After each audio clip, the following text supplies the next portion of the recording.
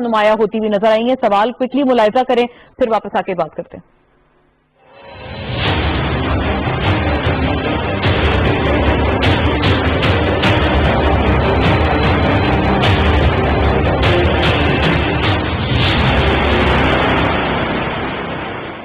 جی ناظرین، قصہ مختصر کہ کورونا وائرس کے دوران جب بین الاقوامی سطح پر خام تیل کی قیمتوں میں واضح طور پر کمی واقع ہوئی تو پاکستان میں بھی اس کمی کو فارورڈ کیا گیا. پیٹرول کی قیمتیں پیٹرولیم مصنوعات کی کم کی گئی، لیکن اس کے بعد ہم نے ایک بحرانی کیفیت دیکھی کہ پیٹرول نایاب ہو گیا، پیٹرولیم مصنوعات نایاب ہو گئی. جتنا اس ریلیز سے فائدہ ہونا چاہیے تھا عوام کو، اس کرائسس کی وجہ سے وہ فائدہ اس طرح سے منتقل نہ ہو پایا باوجود قیمتیں کم ہونے کے. پھر یکدم ایک بہت ہیفٹی اضافہ کرنا پڑا قیمتوں میں، لگ بھگ 25 روپے کا اضافہ یکدم کرنا پڑا، جس کی وجہ سے پھر یہ جو کرائسس تھا الٹیمیٹلی ختم ہوا. ظاہر ہے یہ تو دس از نو بڈیز گیس، یہ کوئی بھی یہاں پر بڑا ایک لے مین بھی، ایک عام آدمی بھی پریڈکٹ کر سکتا ہے کہ دراصل یہ اضافہ کرنا ہی اس وجہ سے پڑا تھا تاکہ یہ کرائسس ختم ہو. تو لہٰذا وہ جو عناصر تھے جو اس کرائسس کے پیچھے تھے، جن کی وجہ سے دراصل یہ اضافہ کرنا پڑا in order for the petroleum products to be available in the market, ان تمام عناصر کے حوالے سے ناظرین جو کمیشن کی رپورٹ اور فائنڈنگز تھیں وہ کل باقاعدہ طور پر کابینہ میں ریویل کی گئیں اور کابینہ کے سامنے رکھی گئیں. تمام جو وزراء تھے وفاقی، زیادہ تر اکثر و بیشتر نے یہ آواز اٹھائی کہ فوری طور پر اس کے اوپر ایکشن لیا جائے، اور یہ حکومت کے اپنے لیے فائدہ مند ہے، یہ حکومت کے اپنے ان کے مورل گراؤنڈز کے لیے یہ چیز دراصل فائدہ مند ہے. اور یہ تمام جو وہ او ایم سیز یا آئل مارکیٹنگ کمپنیز ہیں، یہ جو کمیشن کی رپورٹ ہے ناظرین، بڑی جسے کہتے ہیں سنگین قسم کی ایلیگیشنز ان تمام او ایم سیز پر لیول کرتی ہیں. لاہور ہائی کورٹ نے بھی یہ معاملہ جو ہے وہ ٹیک اپ کیا ہوا تھا. تو اب اس کے اوپر ذرا بات کر لیتے ہیں کوئکلی. عمران صاحب آپ بتائیے گا کہ اب کہا تو گیا ہے، تمام وفاقی وزراء نے زور لگایا ہے آلموسٹ کہ اس کے اوپر فوری طور پر ایکشن ہو. کیا ان کالی بھیڑوں کو اب پکڑ پائیں گے؟ کیونکہ بحرانی کیفیت ہم نے اس سے پہلے بھی، خواہ وہ چینی کا معاملہ ہو یا آٹے کا معاملہ ہو، ہم پہلے بھی دیکھ چکے ہیں. اس مرتبہ کیا توقع رکھی جائے ایکشن کے حوالے سے؟ پکڑنا چاہیے جی، اور ضرور پکڑنا چاہیے. توقع بھی یہ رکھنی چاہیے کہ پکڑیں گے، نہیں پکڑیں گے تو بھگتیں گے.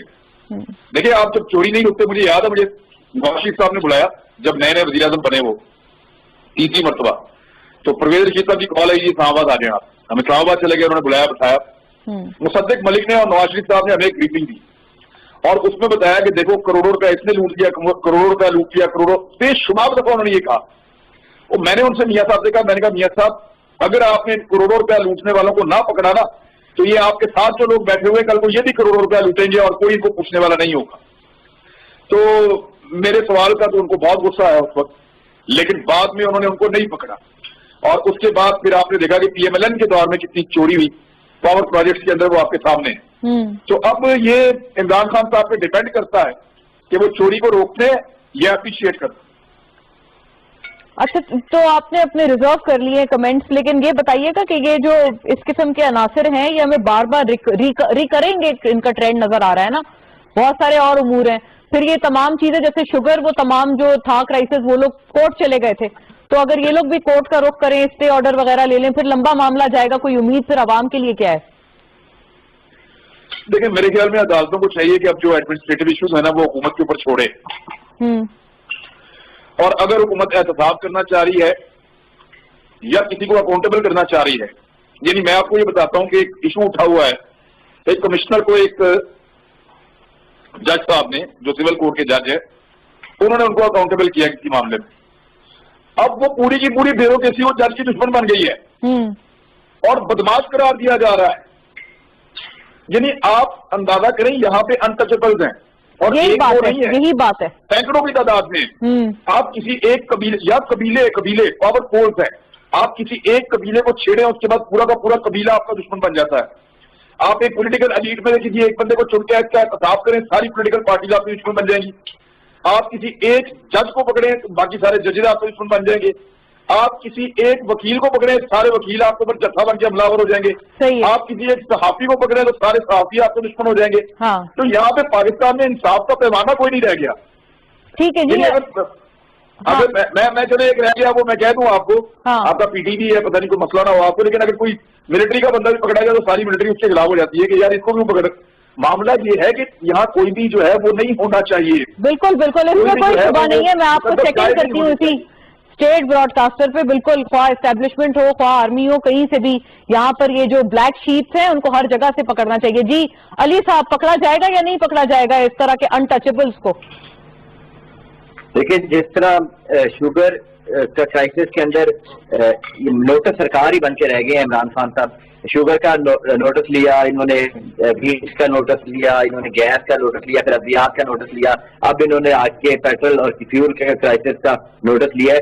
تو یہ اپنے حکومت میں اتنی ڈسمل گورننس کے باوجود اپنے آپ کو ہی چارج شیٹ کیا انہوں نے 5 دفعہ, اور یہ 5ویں دفعہ انہوں نے نوٹس لے کے کہا ہے کہ جی ہم ان کو پکڑیں گے. تو پچھلے 4 کرائسس جو گزرے ہیں ان 2.5 سالوں میں, کیا ان کے کلپریٹ پکڑے گئے ہیں؟ جو آپ سمجھتے ہیں کہ LNG, CNG اور یہ پیٹرول کی کا جو کرائسس پیدا کرنے والے لوگ ہیں وہ پکڑے جائیں گے؟ اپنے ہی وزیر بٹھا کے کیبنٹ میں آپ ان سے کہیں کہ آپ انکوائری کریں, تو میں سمجھتا ہوں یہ طریقہ کار نہیں ہے انکوائری کا. یہ ایک پرفیکٹ ریفرنس ہے فار نیب, اور آگے آنے والے وقتوں میں یہ 5 جو کیسز میں نے آپ کو گنوائے ہیں, اس میں نیب بھی کوئی ایکشن کرے گی تو کرے گی, یہ گورنمنٹ بھی مجھے لگتا ہے کہ کر سکتی ہے. اچھا علی, صرف اتنا بتا دیں کہ آپ بھی تو بطور اپوزیشن جا سکتے ہیں نا نیب کے پاس یہ ریفرنسز لے کر یا یہ کمپلینٹس لے کر. نیب کے پاس تو عام شہری بھی جا سکتا ہے اکارڈنگ ٹو نیب آرڈیننس.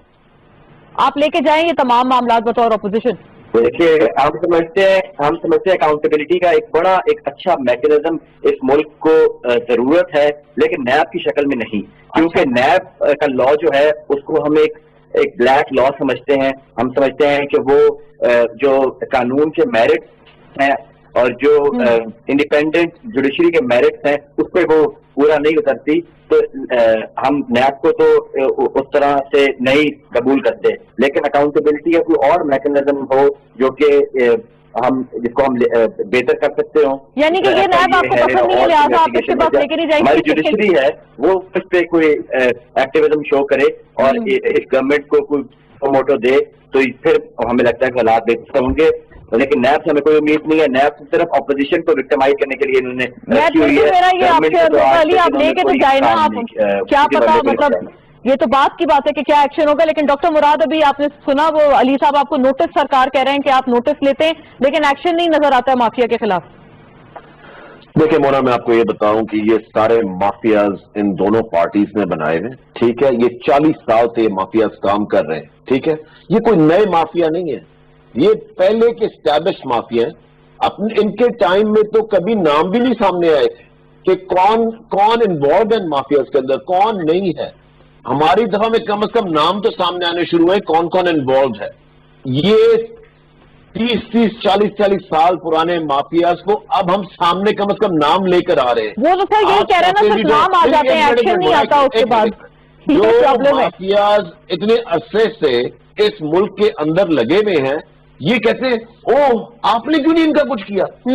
اپنے ٹائموں میں یہ سارا کچھ اسٹیبلش کر کے کبھی کسی کا نام سامنے نہیں آیا. ان سے جو بھی کرنا کرانا ان کی ڈیلز تھی کر کے ہم لوگوں کے نام سامنے لے کر آ رہے ہیں. ہم پہلی دفعہ بتا رہے ہیں یہ لوگ انوالوڈ ہیں. 40 سال کا ٹوٹا ہوا سسٹم ہے. کہتے ہیں آپ نے ٹھیک کیوں نہیں کیا 2 سال میں, 2.5 سال میں تو آپ کو بالکل ٹھیک کر دینا چاہیے تھا. او بھائی, جب آپ لوگ 40 سال سے بیٹھے ہوئے تھے, آپ لوگوں نے تو نام بھی نہیں لوگوں کے نہیں, تو ناموں سے آگے بڑھا جائے گا مراد. ڈاکٹر مراد, ناموں سے آگے اب آپ لوگ بڑھیں گے, چلے نام تو آگے. گورننس کی کیا فقدان ہے اس میں؟ آپ بروکن سسٹم نہیں ہے.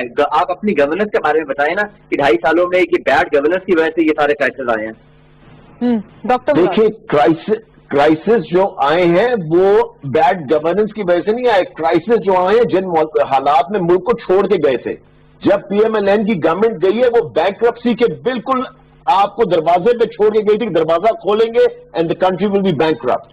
ٹھیک ہے جی. جتنا آپ سوچ نہیں سکتی مونا کہ اس وقت جو مائنڈ سیٹ یہ لوگ بنا گئے ہیں نا لوگوں کا, کہ وہ تو سر آئی ریسپیکٹ دیٹ, لیکن یہ بتا دیں کہ یہ کیا ناموں سے آگے معاملہ جائے گا, اب کاروائی ہوگی؟ ایبسولوٹلی. آپ دیکھنا کہ by before the end of this term انشاءاللہ تعالی آپ کو یہ چیزیں نظر آئیں گی. کیونکہ عمران خان کو کسی آدمی سے کچھ چاہیے نہیں ہے. یہ وہ لوگ ان لوگوں کو پروٹیکشن دیتے ہیں جنہوں نے ان لوگوں سے پیسے بھی لینے ہیں, جنہوں نے ان لوگوں کی سپورٹ بھی لینی ہے. عمران خان کو نہ ان لوگوں کی سپورٹ چاہیے اور نہ ہی ان لوگوں کے پیسے چاہیے. یہ غالباً علی صاحب ہاتھ اٹھا رہے ہیں کچھ کہنے کے لیے. علی صاحب last sentence please, I have to wind up on that.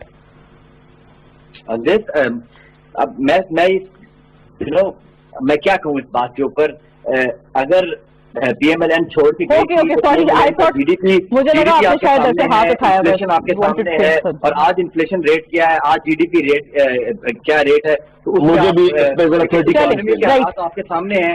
اب یہ کہہ رہے ہیں کہ جب چھوڑ کے گئے تھے تو بینک رفتی تھی, آج کیا